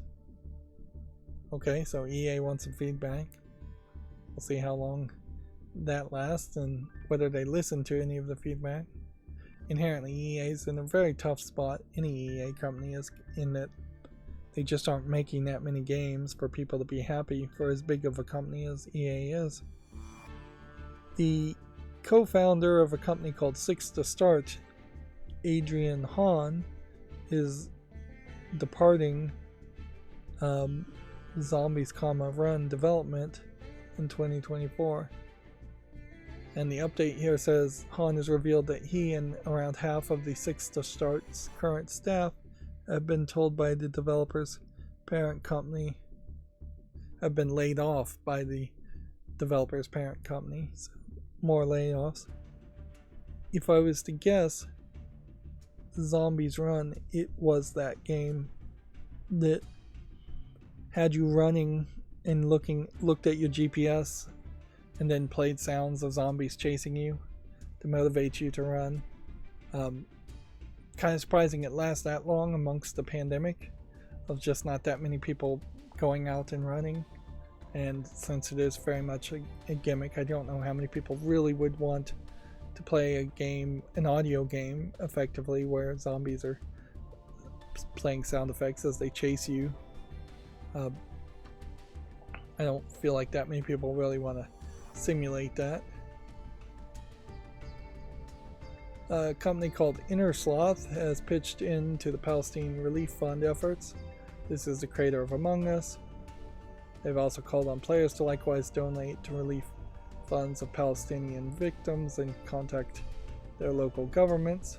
Which, you know what, contacting your local governments may be fairly useless, but at least it's the right thing to do and the right path as far as making real change.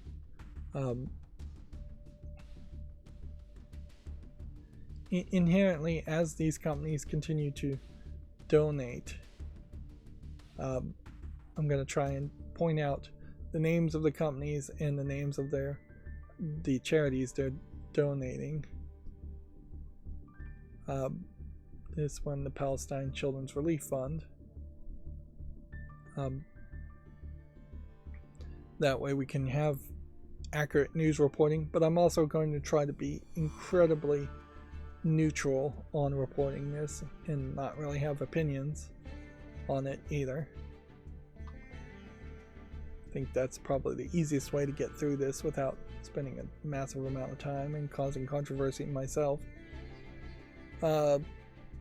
There's a report here from GameDeveloper.com that Rise of Kong developer alleges that it had a strained partnership with GameMill. GameMill coming up again in the same article talking about a bad game.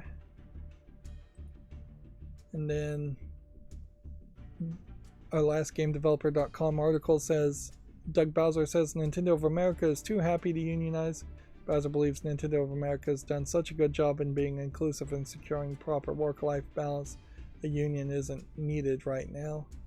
That's the default response that anybody who runs a company is going to have, whether they are anti-union, which almost any CEO would be, or somehow secretly pro-union.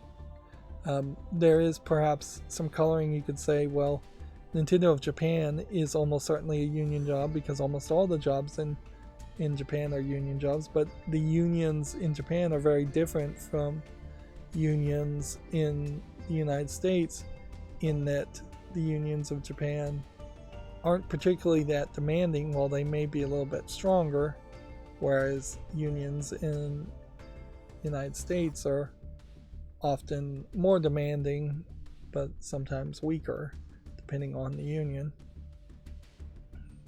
But your first thing to say as far as trying to destroy the idea of a union being made is to say the job is so good right now and the work-life balance is so good right now that they don't need unionization. That's always what management says, CEOs say. So arguably not worthy of having an entire couple of paragraphs article around it, as far as just a headline. Again, Nintendo of America, not really much of a company, so if they did unionize and Nintendo of Japan really had a problem with that, I could see them easily just shutting down Nintendo of America completely and handing everything over to, say, Nintendo of Europe, or just running everything directly out of Japan, which I imagine nowadays you could probably just run everything out of Nintendo of Japan.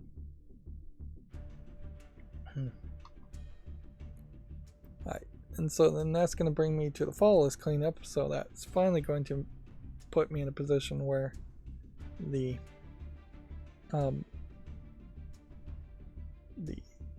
title here is correct, but Yu-Gi-Oh! Is still broken.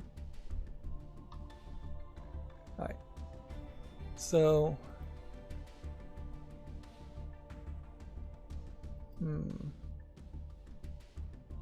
now I'm in trouble.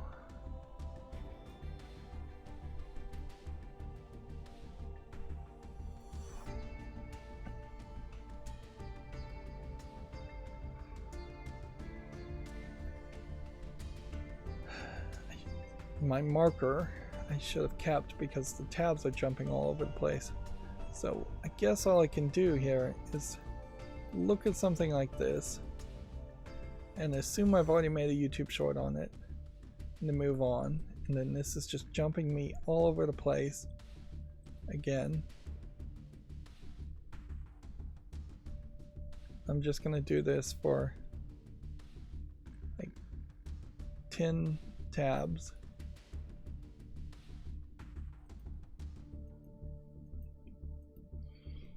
And yeah, I don't think the auto blur is gonna happen. If I see something came out in like 6 months or earlier, or more than 6 months ago, to say that correctly, I can remove it from the follow list.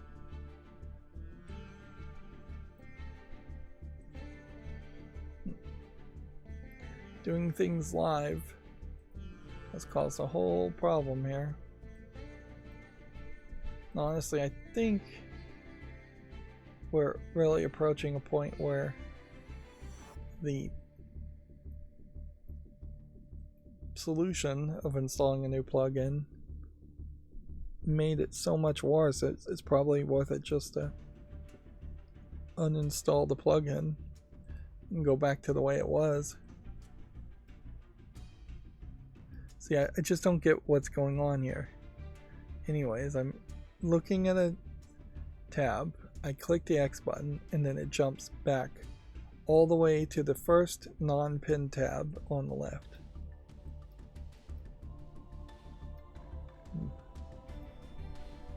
Regardless if I click on something like this first.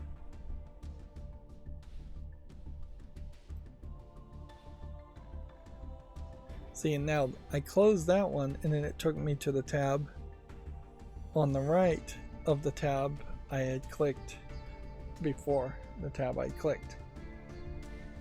Let's see if that's consistent.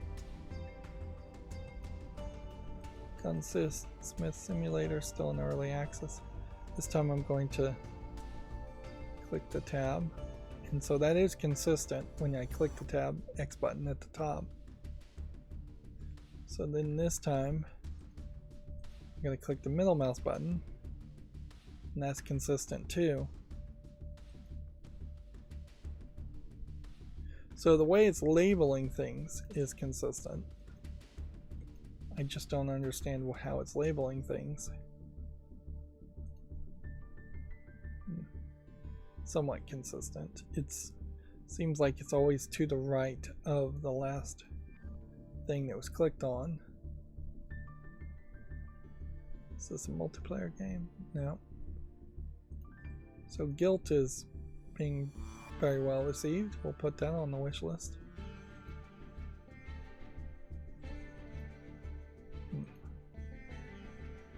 Okay, so and this is the marker of all the fault list cleanup games. So, yep,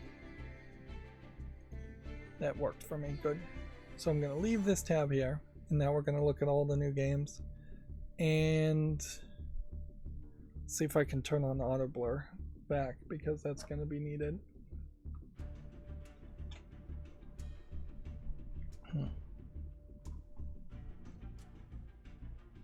I may have to just do this the old-fashioned way of me turning on the blur manually every single time.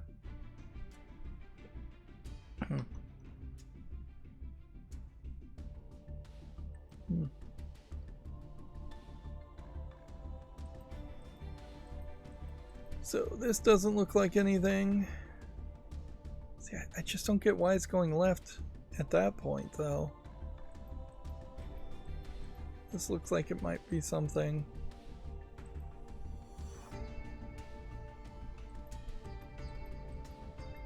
This might be something. It's probably not.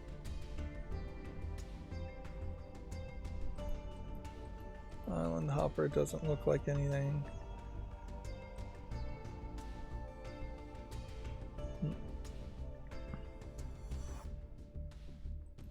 Cat Tales. Game where you play as cats, but you're still doing a Stardew Valley farming simulator type experience. I don't think there's quite enough visual polish here, and I just don't think I like that gameplay mechanic as playing as cats. The weirdness there is, if you were playing as a cat, you would expect to do things cats do, and cats don't farm. They are hunters by far. So if you were going to have me play as a cat, you would expect me to run around and kill a bunch of mice and hunt and do a lot of sleeping, a lot of searching and exploring, not just replacing a Stardew Valley game with cat icons and character models. Let's see. Farmer's Life apparently has a major update. So, and now in full release. So I guess we'll make a YouTube short on it. Although, I thought Steam said they didn't want you to put sales information and update information in their thumbnails. Obviously, Valve and Steam are not really paying that much attention. Let's see, we've got, looks like a possibly decent horror game. We can say no to I Commissioned Some Bees, 13. Then our first adult game is a 3D CGI. Looks like it's probably a visual novel called Match It Sexy, which, yeah, not really too much here. It looks like there's a tattooed girl, there's a dark-skinned, purple-haired girl, and then there's a bigger-boobed, blonde, white girl as far as your three options. It's selling as early access for $5.94. Says it supports 8 languages with no voice acting, and I guess it is a match 3 combo game in between the adult content. Nothing particularly interesting there. Let's see, we're getting kind of consistent but slightly smaller numbers of adult games, and I honestly would prefer a little bit more variety in the types of games instead of seeing the same 2 companies sell and present just visual novel games, or visual novel games that happen to have match 3 mini games added to them. I think we'll go no with X Cars Battle just because the name is not creative enough. It's an online PvP game that's almost certainly not going to get enough attention. Out of Orbit. It's close, but I'm going to say no to that. At a certain level, I guess, nobody is going to see all of my YouTube shorts anyway, so I try my best to cover everything, but it's just not going to happen. Don't think there's really a game here, but I'm gonna be cautious and say yes. Starting later, I'm almost certainly going to be more drained today, so probably gonna say yes to too many games. This one's a Japanese only game, another kind of low quality pixely horror Japanese game, which we're starting to see those numbers increase as far as just more and more Japanese games that are Japanese language only coming to Steam. Although, still noticeably, most people wouldn't see them because they wouldn't be searching for every language other than Russian and Chinese exclusively. Normally when people search here, you're really just searching English. I think we can say no to topple tactics. Here we have what looks like not much called Russian warship. So I'm going to say no to that.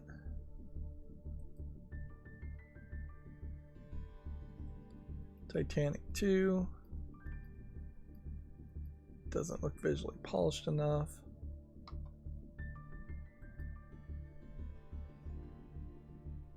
Tile ruler. Looks terrible.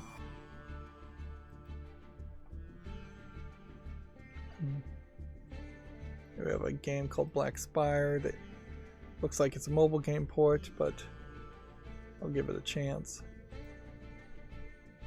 Here we have what is probably just a walking simulator called Fall Valley. I'm pretty sure these are just asset flips. So that's going to be a no.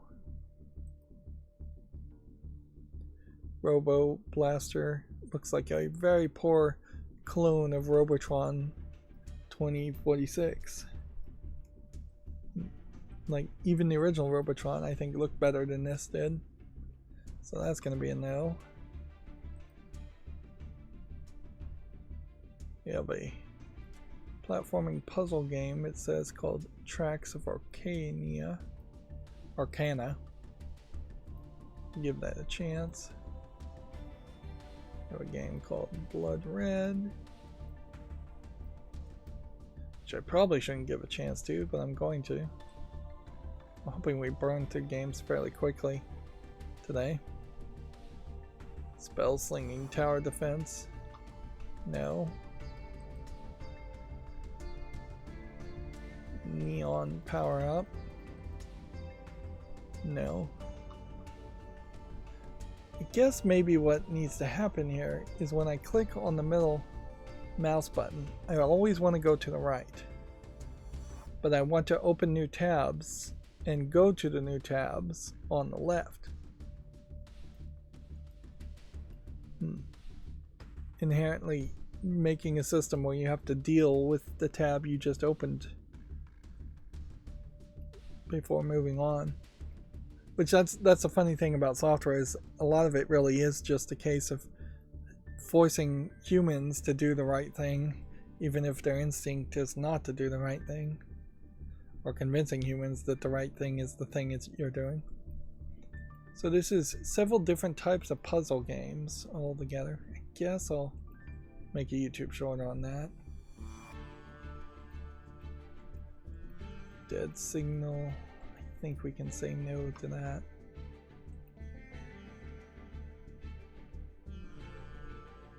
Loot and Shoot. I think we can say no to that.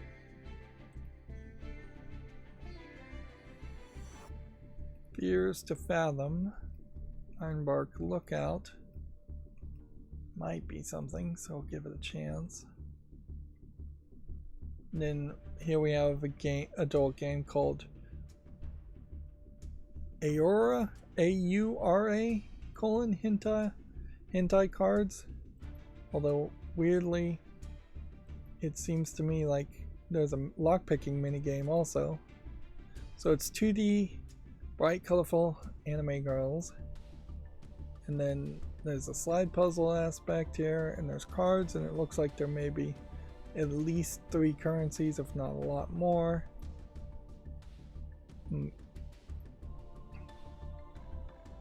What's funny about this is a much higher looking quality game than what we normally see.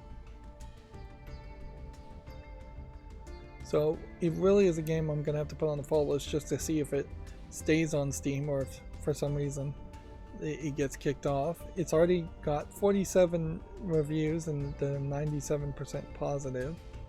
There is full hardcore nudity in it, but I wouldn't be surprised if you're mostly seeing just toplessness during the gameplay sections.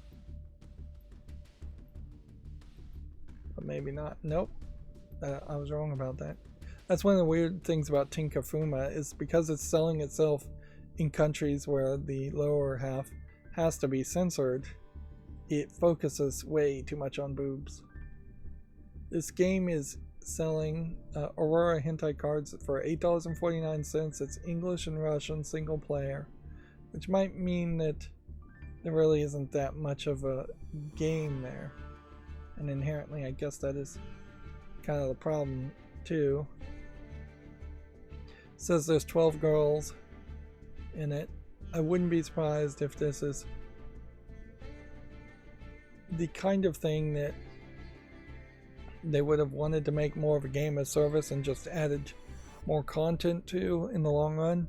It's questionable whether any game is really implemented well like that on Steam, whereas that is the default way that mobile games work, is that every month you get a new character, a new expansion, new modes. And inherently mobile games too have opportunities to spend a lot more money than you probably would ever spend on a game on Steam. $100 bundles and things like that. We can say no to Days of My Life. Peak 53. Looks kind of nice looking in all these screenshots and backgrounds, but they're really not selling me well on the actual gameplay. There's a danger of having screenshots with no heads-up display at all. So I'll give it a chance. Who is Habby? Looks like it might just be a somewhat nicely animated walking simulator.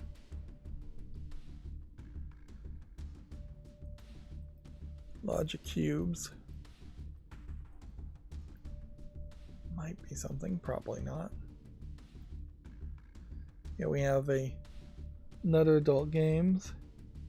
3D CGI characters called Endless Effer, for lack of a better term. I feel like this game had already been made and tried to be sold on Steam. And so either somebody is making the exact same game a second time and selling it on Steam, or it got kicked off of Steam and back.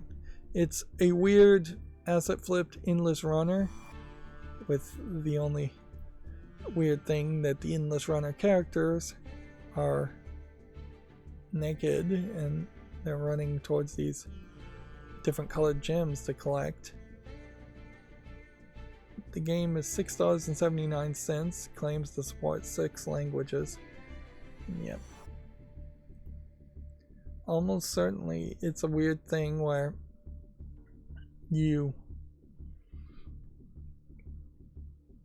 it's just not a good mix between adult games and endless runners, and the concepts clash. This game has 14 women and then 20 plus animations, which I think for the most part are just poses that you pick.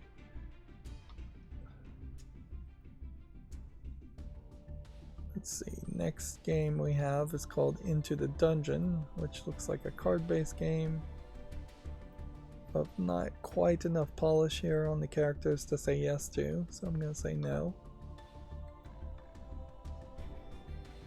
Which is Hallow. We really aren't seeing a lot of Halloween-like games, and we're very close to Halloween at this point, so I imagine we won't see too many. We have a game called Calvary Girls, which seems to feel like a mobile game. Just way too many items and interfaces for the look of it. It's not free to play. It's $8.99, English, Chinese, Japanese. Whereas every screenshot here looks fairly smog covered and boring as a top-down shooter, so I'm gonna have to say no to this. It's just lacking in polish. One interesting thumbnail does not make up for the fact that there's way too much negative in the other screenshots. I'd also assume that there's possibly some censorship going on here. Let's see. How much more do we have to do? Still a lot of games to go through. Trespasser. I guess I haven't really been streaming that long, but it's been a fairly rough week and it's kind of a rough day. Oh good, we are almost done now. Here we have a tower defense game called We Are the Universe, which pretty much no to every tower defense game. And then Rudy 2D. Simple machines and basic contraptions to assemble lines and automate things. No, I don't think there's enough visual polish to say yes to that. Here we have a horror game called He Escaped. It seems like it has some dark screenshot syndrome. So that's going to be a no.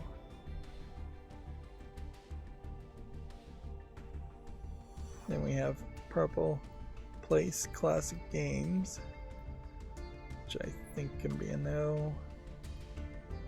At a certain level, I guess there is a... If somebody was going to come out with with a very simplistic game, there's really no reason to make a YouTube short on it. If somebody made, here's a match 3 game that looks exactly like every other match 3 game we've seen for the past 30 years, then why should I get hyped on that? Why should I make a YouTube short on that? I could see myself curating / censoring some of that. Here we have another 2D puzzle adult game called Spank It, which is 2D, somewhat colorful palette, but I wouldn't say fully in the anime style. Ladies showing off their butts.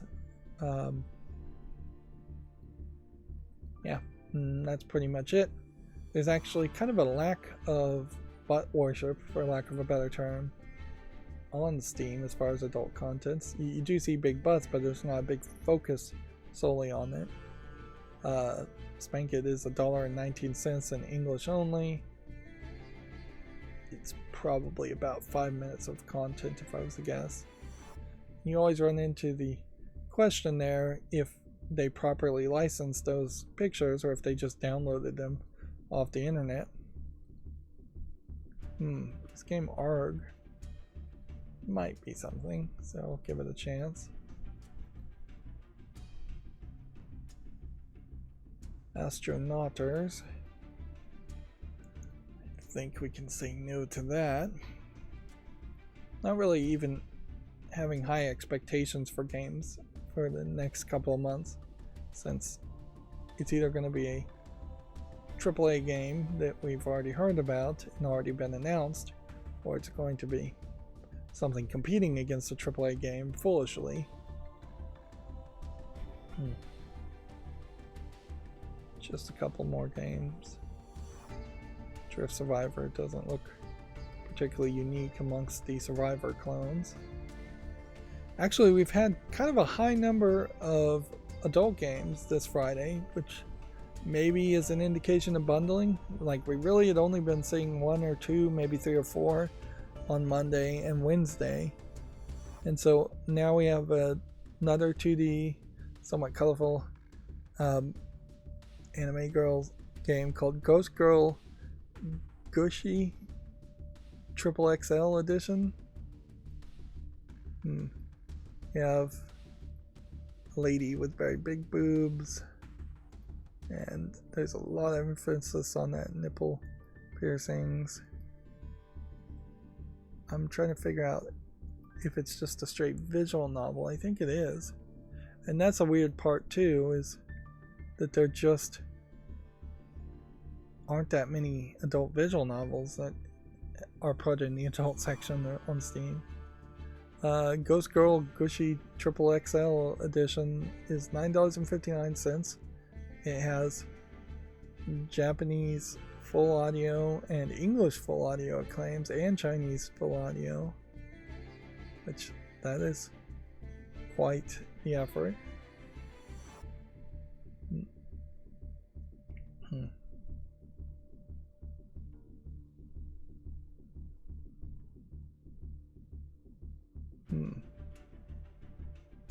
So there is a level of polish here that makes it worthwhile to put that on the fall list and see how well it's received. Because honestly, that's exactly what I would have expected as far as what would be in the adult section, is that every week you would have 2 or 3 visual novels from Japan being sold, and it's just not the case. You see way more Western style 3D CGI visual novels. Hidden Cats in a Spooky Town is yet another one of these hidden object games that I've just lost any interest in promoting. Alright, and so with that, that's going to bring back the end of the show. So it's been rough with that plugin, but I think I may know what I need to do to fix the plugin, so hopefully that won't be a problem Monday. Meanwhile, I have a lot of work to do over the weekend as far as programming, and hopefully getting back to streaming at some point by Monday. That's going to be it for the stream. As always, I ask you to like, share, subscribe, comment, and watch every second of my videos. If you want to support me further, there's some links down below in the description box. Thank you for watching. Have a good evening.